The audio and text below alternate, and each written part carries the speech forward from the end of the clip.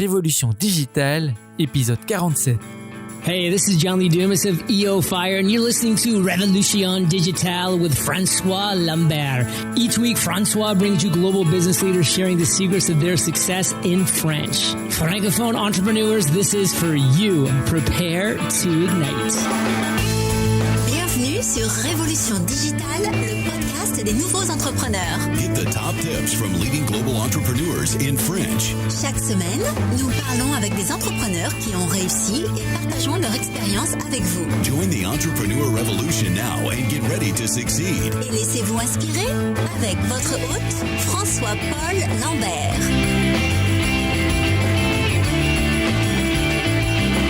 Bâtisseurs et bâtisseuses de la nouvelle économie, bien le bonjour. Ici François-Paul Lambert, bienvenue sur Révolution Digitale, le podcast des nouveaux entrepreneurs où je parle chaque semaine avec des entrepreneurs inspirants et inspirantes à travers le monde. Révolution Digitale est diffusée tous les mardis et les jeudis et les comptes rendus détaillés de tous les épisodes sont disponibles sur notre site web révolutiondigitale.fr. Restez avec nous et n'oubliez pas de vous inscrire gratuitement sur notre site web pour rejoindre la tribu digitale et de vous abonner au podcast sur Apple Podcasts, Spotify, Google Play, Stitcher, Deezer ou sur votre service préféré. Vous pouvez aussi nous suivre sur Twitter, Instagram et Facebook. Vous trouverez tous les liens dans le compte rendu de l'épisode sur notre site internet également. Vous êtes la tribu digitale. Alors sans plus attendre, let's get inspired. Notre invité d'aujourd'hui nous raconte la fabuleuse histoire de trois sœurs venues de Marseille, prêtes au challenge et à l'aventure. Ensemble, elles allient leur talent et leur expérience dans la mode et la cosmétique pour créer en 2014 un concept original, disponible en ligne et sur place à Paris. C'est la bibliothèque. Au gré des saisons, elles sélectionnent minutieusement les tendances du moment et mettent en avant leur coup de cœur pour des créateurs montants, un phénomène qui répond aux nouvelles attentes du prêt-à-porter et permet à tout le monde de tester et d'essayer via un abonnement mensuel des pièces de créateurs. Tribu Digital, je suis très heureux de recevoir aujourd'hui Anaï Nguyen. Bonjour Anaï. Bonjour François. Merci de nous rejoindre aujourd'hui. Alors, est-ce que vous êtes prête à nous inspirer ? Écoute, j'espère. Ah, mais j'en suis absolument sûr. Alors Anaï, je viens de donner un tout petit résumé de qui vous êtes à la Tribu Digitale. Est-ce que vous voulez y rajouter quelque chose ? Et alors, avant de parler de votre projet, est-ce que vous pouvez nous donner un petit aperçu de votre vie personnelle ? Peut-être une anecdote sur qui vous êtes, quelque chose qu'on ne sait pas sur vous ? Justement, vous avez parlé du fait qu'on était trois sœurs au début, et je pense que c'est aussi un petit peu ce qui a inspiré, la bibliothèque, le concept, parce que forcément, trois sœurs, trois filles, quand on était jeunes, finalement, on faisait déjà sans le savoir le concept de la bibliothèque, parce que on échangeait nos vêtements entre nous, et du coup, on avait comme une garde-robe partagée. Donc c'est assez fun de se dire que finalement c'est quelque chose qu'on faisait déjà depuis l'âge de 12 ans quoi. Et vous faites ça toujours ensemble ou comment ça se passe de travailler avec des membres de sa famille ? Alors du coup en fait aujourd'hui on est associés toujours, mais c'est vrai qu'il y a uniquement moi qui suis vraiment en tant que CEO et dans l'opérationnel dans la boîte. Après, c'est vrai que en famille, c'est à la fois il y a énormément de points positifs parce que quand on a lancé au départ, l'idée c'était vraiment de se dire on lance sur un projet qui est nouveau, qui est assez révolutionnaire finalement dans le secteur de la mode, et puis en famille, on a la même vision du travail. C'est-à-dire moi je savais très bien en lançant le projet avec mes sœurs que ça allait vraiment, elles avaient la même vision du travail, elles avaient la même implication que moi, et ça c'est vrai que on peut se reposer dessus et c'est vraiment très agréable. Alors justement, comment est-ce que quand on travaille ensemble, même si maintenant elles sont peut-être plus autant impliquées qu'avant, mais lorsque vous travaillez ensemble au début, comment est-ce qu'on gère les petits conflits, les disputes quand on travaille en famille comme ça ? Je trouve ça très intéressant. Alors l'avantage, avec Aurélie qui a toujours été justement jusqu'à il y a pas si longtemps avec moi vraiment dans l'opérationnel et qui, pour être très honnête, pour des raisons de santé, a dû aujourd'hui s'arrêter. En fait, justement, l'avantage d'être sœur, c'est que au niveau des conflits, au niveau de la boîte et du travail, finalement, ça passe très vite parce qu'on est sœurs, parce qu'on a toujours fait ça. Au final, étant petite, c'est pareil. On s'engueulait et puis 2 secondes après, c'était terminé. Là, c'est un petit peu la même chose, quoi. C'était un petit peu la même chose, c'est-à-dire que, ok, on n'était pas d'accord, on réglait le souci, et 2 minutes après, on se reparlait comme si tout allait bien. Donc, c'est vrai qu'il y a quand même ce côté avantageux où on sait très bien que on va pas se vexer, qu'au final, chaque chose qu'on dit, on s'écoute, et puis il y a vraiment le côté ultra positif, je trouve, du soutien et du fait d'avoir la même vision et la même implication dans ce qu'on fait. Alors, justement, on va un peu parler de votre partage de garde-robe qui s'est transformé finalement en business. On peut appeler ça de la location de vêtements. Alors, est-ce que vous pouvez maintenant nous parler un peu de votre projet, la bibliothèque, nous expliquer en quoi ça consiste exactement, comment vous générez vos revenus et pourquoi vous avez choisi ce business model particulier? Ouais. Alors en fait, la bibliothèque, du coup, c'est vraiment de la location de vêtements par abonnement, de vêtements haut de gamme, premium. Donc on va avoir des marques comme Carven, Kenzo, Alexander Wang, etc. L'idée, ça a été finalement, moi je viens du secteur de la mode, et ça a été de se dire qu'il y avait une autre façon de consommer la mode, une façon un peu plus révolutionnaire, une façon un peu plus dans l'air du temps, et de se dire que finalement on pouvait consommer sans posséder. C'est quelque chose qui s'appliquait dans énormément de domaines, hein. On le voit avec Netflix, Spotify, les voitures, etc. Et finalement qui n'était pas encore appliqué au domaine de la mode. Donc on s'est dit, il y a vraiment quelque chose à faire parce qu'aujourd'hui, avec la montée de la fast fashion, le fait que les filles ont tout le temps envie de changer et renouveler leur garde-robe, ça crée un gaspillage avec la fast fashion. Donc, on a voulu essayer de contrer un petit peu cet aspect-là et finalement de dire, tu peux aussi porter des pièces haut de gamme à un prix accessible. Donc ça a été un petit peu le projet de départ, et finalement de se dire on a toute envie en tant que fille d'avoir une garde-robe illimitée. Et pourquoi on est allé sur ce business model là, parce que le business model par abonnement a fait ses preuves, hein, clairement. Comme je le disais tout à l'heure, dans d'autres domaines ça fonctionne parfaitement. Et puis aujourd'hui on a envie de savoir ce qu'on dépense finalement. À la fois, du coup, en tant que consommateur, ça permet d'avoir un prix fixe tous les mois, et en tant que business, ça permet d'avoir des revenus récurrents. Donc, du coup, c'est vrai que aujourd'hui, le business model par abonnement, pour moi, ça fait partie des business models qui vont perdurer. Et c'est un business model qui a déjà fait ses preuves dans d'autres domaines. Donc, on s'est dit, pourquoi pas l'appliquer à la mode. C'est vraiment super intéressant et j'avais envie de vous demander ici, comment est-ce que vous avez mis en place le système pour l'abonnement? Parce que vous vendez vos services, vous avez un site web, vous avez aussi une boutique, je pense, à Paris. Alors, comment est-ce que les abonnements, vous gérez ça en ligne? Comment ça se passe exactement? Alors, aujourd'hui, on est passé sur du full web, donc c'est-à-dire qu'on n'a plus effectivement, on avait une boutique au départ, on n'a plus aujourd'hui de boutique à Paris, tout se passe en ligne. Okay. Voilà, l'idée, et c'est vraiment, on a dans nos bureaux, on peut venir en click and collect, récupérer juste ses vêtements, mais il y a plus d'essayage, etc. Donc tout vraiment se passe en ligne. Pourquoi? Parce que on a choisi de se dire, pour la scalabilité du modèle, passer vraiment sur un modèle full web qui était vraiment plus scalable et également pouvoir toucher plus de monde, parce qu'aujourd'hui, effectivement, si on se trouvait à côté de la boutique, c'était bien. Si on se trouve plus loin, si on se trouve à Marseille, parce que je viens de Marseille, on pouvait pas en profiter. Donc l'idée, c'était vraiment de pouvoir offrir la possibilité à tout le monde de profiter aussi de l'abonnement. Donc tout se passe vraiment en ligne, on s'abonne en ligne, on choisit ses pièces en ligne, on est livré France entière par Colissimo ou bien Paris par coursier dès le lendemain. Donc vraiment, on voulait un modèle qui soit ultra facile et surtout ultra fonctionnel, parce qu'aujourd'hui c'est ce qu'on a envie, c'est fluidité, facilité et utilité. Donc Tribu Digital, gardons bien ça à l'esprit, ce business model, ce projet, car nous allons maintenant explorer le parcours entrepreneurial d'Anaïs, son aventure en tant qu'entrepreneur, le voyage qui l'a amené là où elle est aujourd'hui. Alors Anaïs, commençons par cette question que nous appelons l'appel à l'aventure. Alors quand est-ce que vous avez su au fond de vous que vous vouliez devenir entrepreneur? Et si vous ne vous êtes pas lancé tout de suite, qu'est-ce qui vous a retenu? Alors c'est vrai que j'étais à l'époque en CDI chez LVMH, donc grosse structure, plutôt bien, etc. Et c'est vrai que suite à mes études, forcément LVMH c'est toujours bien, voilà, dans l'entourage, voilà, tout le monde se dit une grosse boîte, ça fait bien.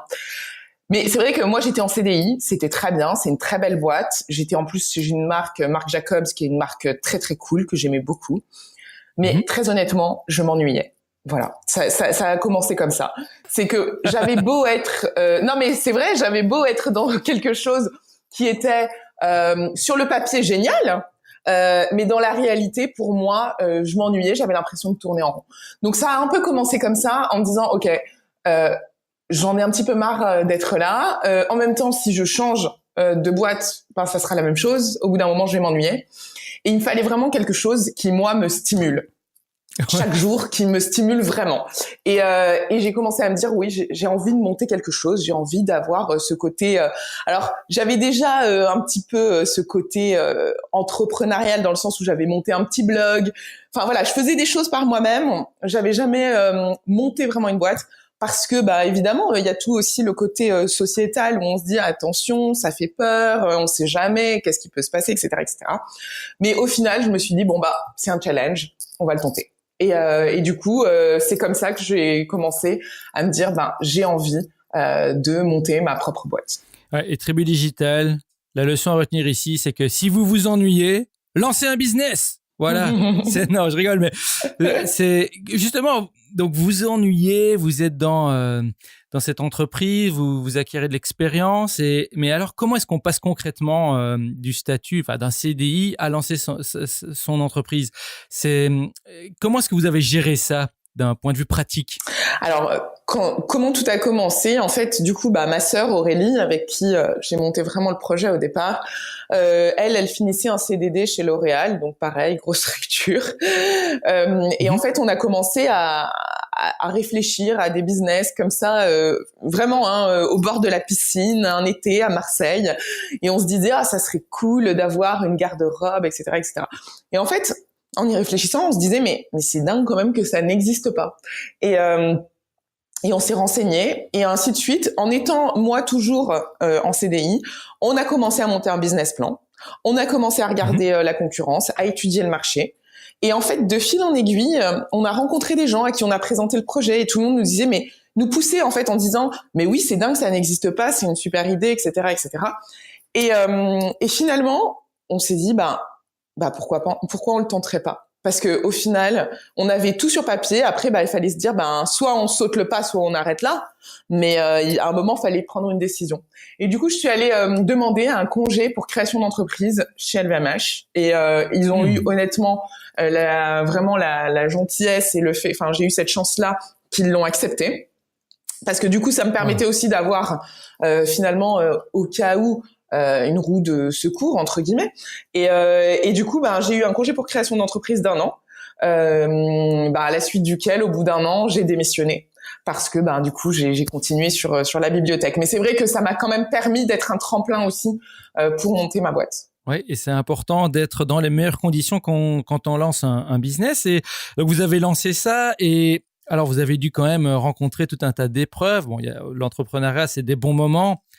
C'est pour ça qu'on se lance aussi, mais c'est aussi des moments difficiles. Alors ici, maintenant, Anaï, j'aimerais bien ici que vous nous parliez peut-être un peu de votre pire moment en tant qu'entrepreneur. Donc, est-ce que vous pouvez nous emmener dans un de ces moments, nous le décrire, nous le raconter, et peut-être nous expliquer comment vous l'avez surmonté? Alors, c'est vrai que le premier, vraiment, je dirais le premier moment où on a eu une déception, ça a été même au lancement de la bibliothèque, parce que on avait tout monté, le projet, on était accompagné par la BGE Paris, donc voilà, tout était vraiment monté. Et là arrive le moment où il faut des fonds. Nous, on n'avait pas d'argent avec ma sœur, et on se dit, ok, on va aller voir les banques, qui vont potentiellement nous accorder un prêt qui nous permettra de nous lancer au départ.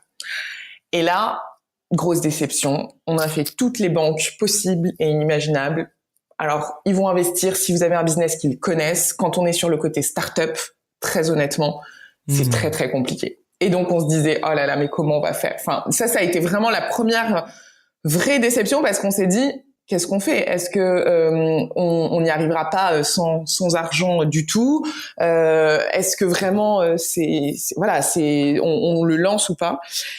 Et au final, on a fait un KissKissBankBank qui nous a permis de lancer au début la bibliothèque. Et c'est comme ça aussi qu'on s'est fait connaître en fait en termes de communication au départ. Donc finalement, ça a été un mal pour un bien. Mais c'est vrai qu'en fait, c'est très déceptif quand on va voir des banques avec un projet qui est solide, un business plan concret, et que on voit que finalement, oui, si on montait une boulangerie, ça fonctionnerait, ils prêteraient potentiellement plus. Mais c'est vrai que quand on monte un nouveau concept qui est révolutionnaire, une start-up digitale, là, ça bloque. Et ça c'est une première. C'est vrai, ça a été un moment difficile parce que on s'est dit, oui, c'est peut-être pas ce qu'il nous faut. Après, dans toute l'aventure, moi je vais être honnête, c'est les montagnes russes. C'est tout le temps les montagnes russes. C'est-à-dire qu'on peut commencer sa journée en étant au plus bas parce que on fait pas rentrer assez de chiffres ce mois-ci. C'est vrai, ça arrive, il faut être honnête. On fait pas rentrer assez de chiffres ce mois-ci. Et puis 2 heures après, on passe sur TF1 et du coup, on est au maximum de nous-mêmes en se disant on continue, c'est génial. Donc il y a vraiment ce côté finalement quand vous dites les tribulations, c'est vraiment ça. C'est-à-dire que mais c'est au quotidien et chaque jour finalement et c'est ça que j'aime aussi dans l'aventure entrepreneuriale, c'est que on ne sait pas comment commence sa journée et comment elle va se finir.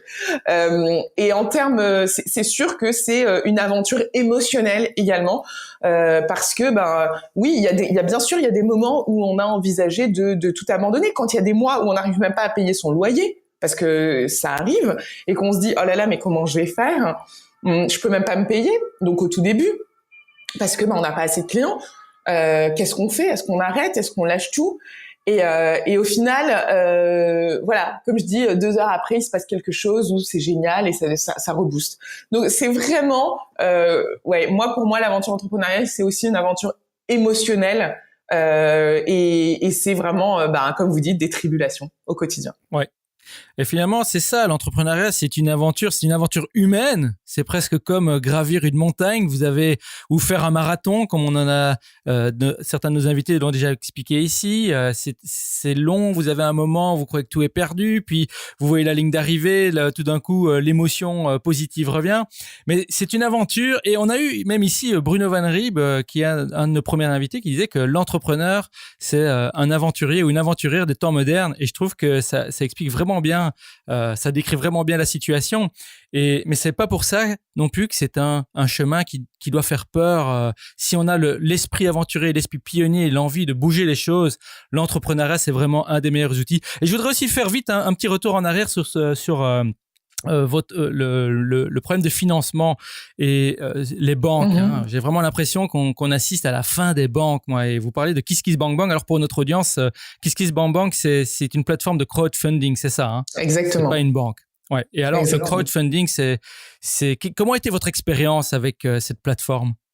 Alors, nous, on a récolté pour le lancement 10 000 € grâce à cette plateforme.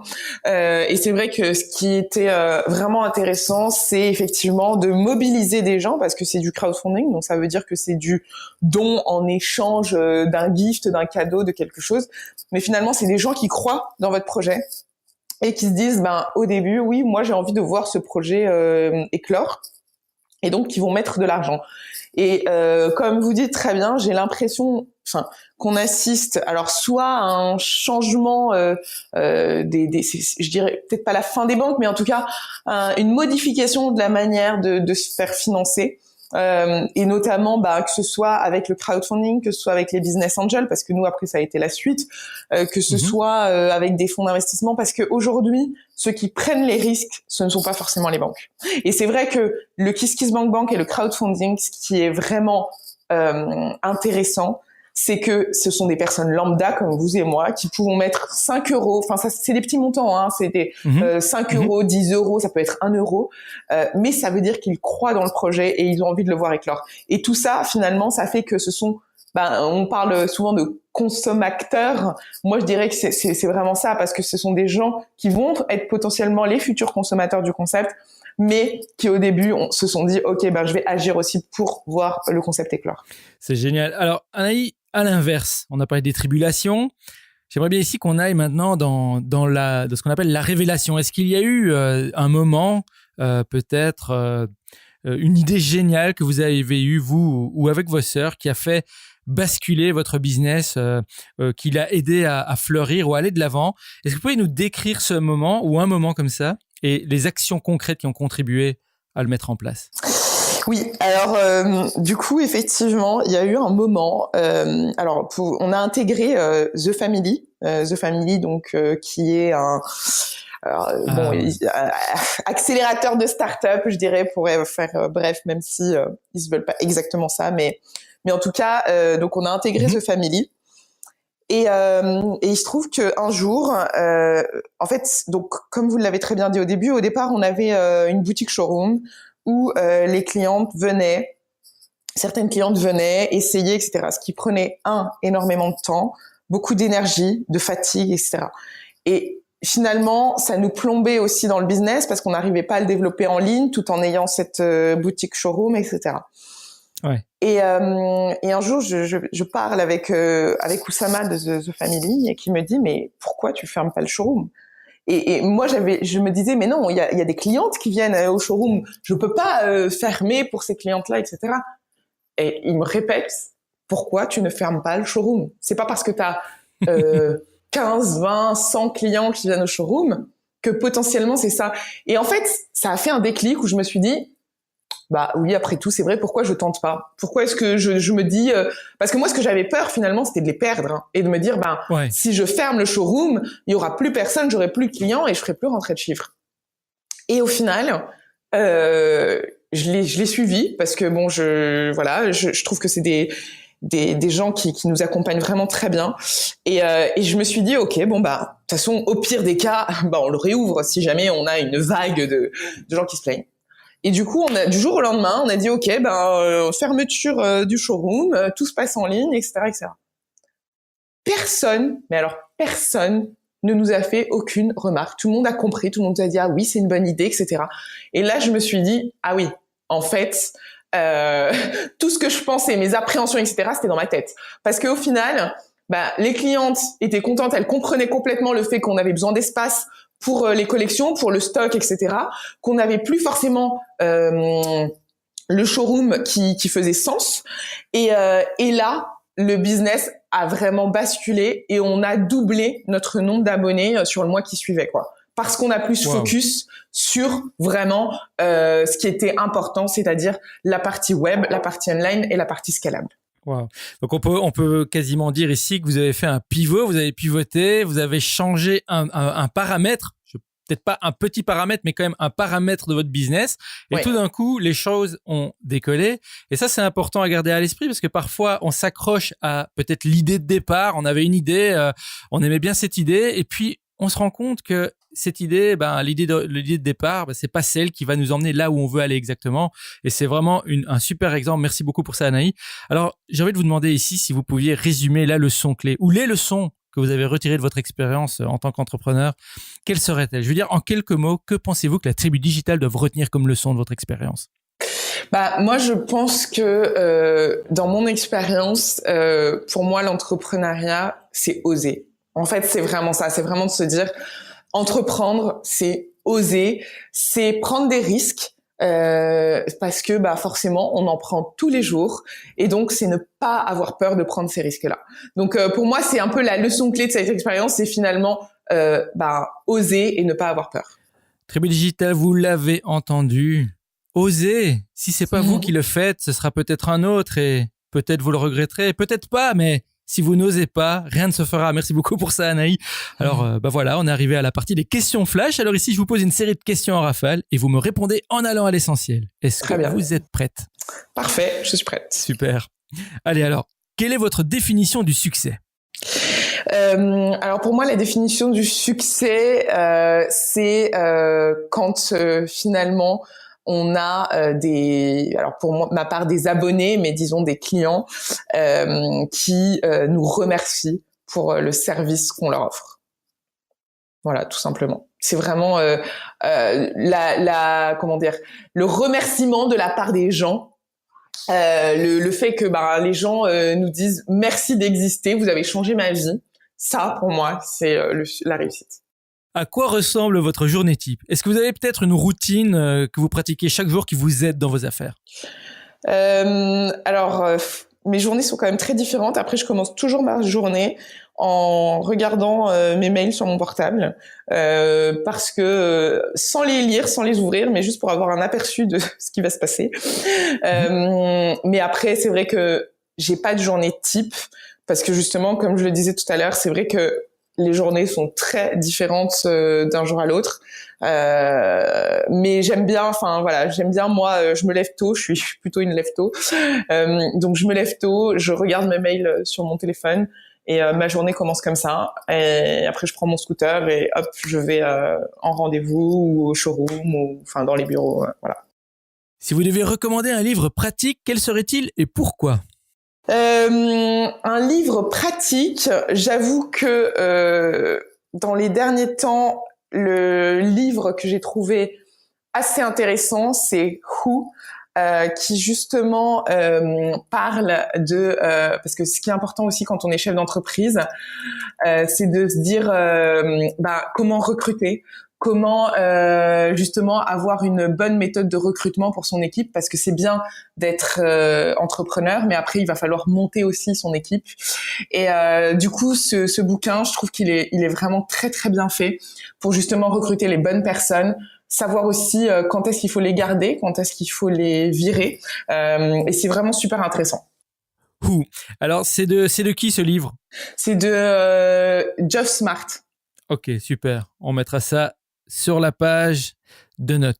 Alors, quels outils ou applis productivité ou autres, technologiques ou pas, utilisez-vous régulièrement ? Slack, ça va être la première chose que je dis, parce que Slack, c'est pour que toute la team puisse communiquer entre elles. Donc ça, c'est un outil que j'utilise, je ne sais pas combien de fois par jour, je pourrais même pas le compter. Mais Slack, c'est le premier outil. Et puis ensuite, moi, ce que j'utilise pour pareil, tout ce qui est productivité, ça va être Google Drive, où là on partage pareil, toute la team partage tous les fichiers, etc. Est-ce que vous utilisez aussi peut-être un logiciel de gestion de clients en particulier, ou vous êtes encore au fichier Excel ? Alors non, nous ne sommes pas au fichier Excel, mais j'ai l'avantage de m'être associée avec un CTO, donc on a un back-end qui a été fait complètement sur mesure, où du coup, pour le coup, je gère tout le fichier client via notre back-office fait vraiment sur mesure pour nous, quoi. Excellent. Alors, qu'est-ce qui vous inspire ou vous passionne en ce moment ? Quels sont les domaines qui vous paraissent prometteurs ? Alors, les domaines qui me paraissent prometteurs, en ce moment, moi, je suis vraiment sur la constitution du gang, du LHB gang, parce que du coup pour moi la bibliothèque c'est le gang qui révolutionne la mode. Et du coup en ce moment ce qui m'inspire beaucoup c'est justement les gangs de filles, le gang au féminin, le côté girl power, etc. Et je pense que dans les domaines qui me paraissent prometteurs, en pensant à ce gang-là, et c'est un peu mon projet du moment, c'est de me dire il y a un côté où les gens ont envie d'appartenir à quelque chose, ont envie de faire partie de quelque chose qui fait sens, qui donne du sens, et d'où ce côté finalement gang de filles, girl power, le fait de se dire finalement nous on est dans le côté gang qui révolutionne la mode. J'adore ça, et en plus c'est vrai, quand on a sa tribu, sa communauté, son gang, on est toujours plus fort à plusieurs, et quand aller tout seul, c'est prendre le risque de s'isoler et de ne pas nécessairement avoir toutes les chances de son côté. Mais en plus, être ensemble, c'est aussi partager. C'est juste être plus fort. Et j'adore vraiment cette réponse-là. Alors, Anaï, on est arrivé à la dernière question. C'est la question back in time. Alors, imaginons, Anaï, que vous ayez l'opportunité de remonter le temps et vous vous retrouvez face à votre vous de 18 ans. Vous n'avez que 5 minutes avant que le portail temporel ne vous ramène au présent. Avec l'expérience que vous avez maintenant, que vous diriez-vous d'un point de vue pratique ? Que feriez-vous différemment ? Quel plan ou conseil précis vous donneriez-vous pour réussir plus efficacement et qui n'implique pas d'acheter des billets de loto, des paris sportifs ou d'investir en bourse ? Qu'est-ce que je ferais différemment ? À 18 ans, ça remonte quand même. mais je... non, moi, ce que je pense que je ferais... Ce que je pense que je me dirais, en tout cas comme conseil, c'est arrête d'hésiter et fais maintenant tout de suite parce qu'on perd du temps. Voilà. Le temps passe trop vite. Et il y a des choses sur lesquelles j'ai hésité ou justement, même pour monter la bibliothèque, pendant un temps, je me suis dit est-ce que je le fais, qu'est-ce que je fais pas, etc. Je pense que j'aurais pu le faire avant. Donc c'est vraiment, je me dis ne pas hésiter et oser à le faire. De toute façon, au pire, j'ai rien à perdre. Tribu Digital, tout est dit. Retenez bien ça. Et Anaïs, j'ai envie de vous demander ici alors, quelle technique vous utiliseriez pour moins hésiter? Qu'est-ce qui faciliterait ce processus de décision? Si vous deviez vous donner ce conseil à 18 ans, n'hésite plus et voilà comment le faire. Qu'est-ce que vous diriez? Je pense que je me dirais que de toute façon j'ai toujours travaillé et que un travail, si c'est ça la peur, parce que c'est ça un peu la peur de tout le monde, c'est de se dire qu'est-ce qu'on va faire si on n'a pas de salaire, pas de travail, etc. Un travail on le trouve. Quand on veut travailler, on trouve quelque chose. Peu importe. Quand j'étais plus jeune, j'ai fait vendeuse, j'ai fait, des petits boulots. Donc je pense que au final, si on veut travailler, on le trouve. Donc finalement, ne pas hésiter parce que plus on hésite, plus au final, même pour soi, on se renferme sur soi-même. Donc le fait de oser, ça permet aussi de s'ouvrir. Tribu Digital. Mais retenez ça, n'hésitez plus. Quel est le pire qui puisse arriver?